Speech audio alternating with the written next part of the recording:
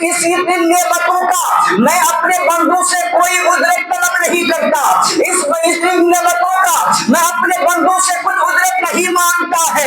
اللہ محبوب کہہ دو میرے بندوں سے کہ رب ذوالجلال اگر مانگتا ہے اپنے محبوب کی محبت اور محبوب کی آل کی محبت مانگتا ہے۔ تو رسول پاک صلی اللہ علیہ وسلم کی جو محبت ہے ہم اور آپ پر فرض ہے کہ ہم نبی اور آل نبی سے محبت کریں۔ یہ محبت کرنا نبی اور آل نبی سے کیا ہے؟ فرض ہے۔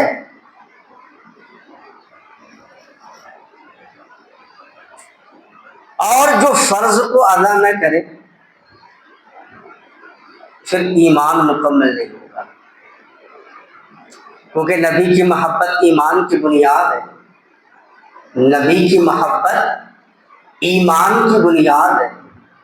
تو محبت حسین، محبت اہل بیت، محبت سعادات، یہ ہم اور آپ پر ضروری ہے، فرض ہے کہ ہم نبی اور نبی کے گھر والوں سے محبت کریں، اس لیے کہ اللہ تبارک و تعالیٰ کا فرمان ہے کہ میں کچھ نہیں مانگتا، بس میرے بندوں سے کہہ دو کہ ان نعمتوں کے بدلے کچھ نہیں مانگتا، بس میرے محبوب سے اور میرے محبوب کی آل سے محبت کرے، اولاد سے محبت کرے، رسول اللہ کی محبت ہمارے دلوں میں ہو، رسول پاک کی اولاد کی محبت ہمارے دلوں میں ہو، تو یہ ہمارے لیے بخشش کا ذریعہ ہے۔ ہم کس طرح محبت کریں؟ نبی سے کس طرح محبت کریں؟ آؤ قرآن سے پوچھیں۔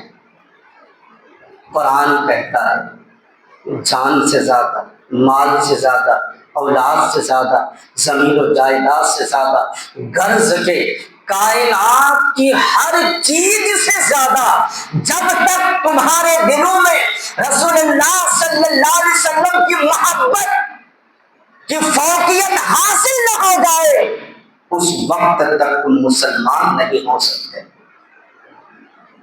ساری کائنات کی ساری چیزوں سے زیادہ، آل و اولاد جان سے بھی زیادہ، جب تک رسول اللہ سے محبت نہ ہو اس وقت تک ایمان مکمل نہیں ہوتا ہے۔ آج کل ہم کن سے محبت کرتے ہیں؟ اپنی جان سے، مال سے، اولاد سے، کاروبار سے۔ بتاؤ رسول اللہ کی محبت یہی ہے کہ اذان ہوتی ہے ہم کاروبار کی طرف، مسجدوں میں نماز ہوتی ہے، محبت کا دعویٰ تو سب کرتے ہیں لیکن دلیل بھی تو ہونا چاہیے نا۔ دلیل کیا ہے؟ دلیل کیا پیش کریں گے کہ رسول اللہ سے محبت ہے؟ کیا دلیل ہے ہمارے پاس؟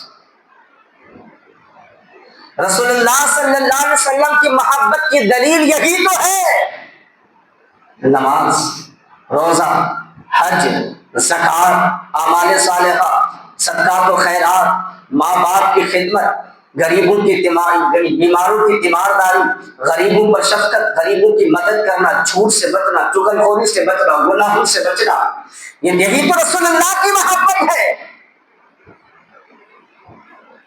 قرآن کیا ہے؟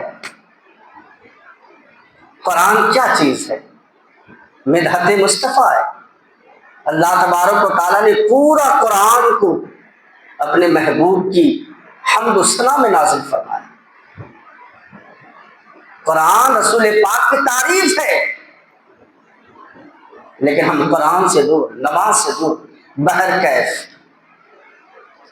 ہمیں اس ماہ محرم کا مہینہ کیسے ادا کرنا ہے، کیسے گزارنا ہے؟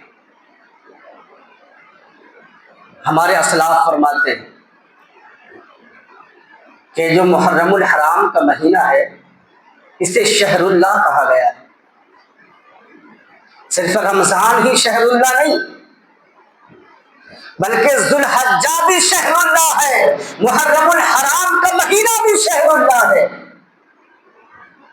محرم رمضان کا مہینہ ہم نے شہر اللہ مانا، ذوالحجہ بھی تو شہر اللہ ہے، محرم الحرام بھی تو شہر اللہ ہے۔ اللہ تبارک و تعالیٰ کی خاص رحمتیں، خاص برکتیں ان مہینوں میں نازل ہوا کرتی ہے۔ ان مہینوں کا ادب، احترام، عبادت، ریاضت ضروری ہے۔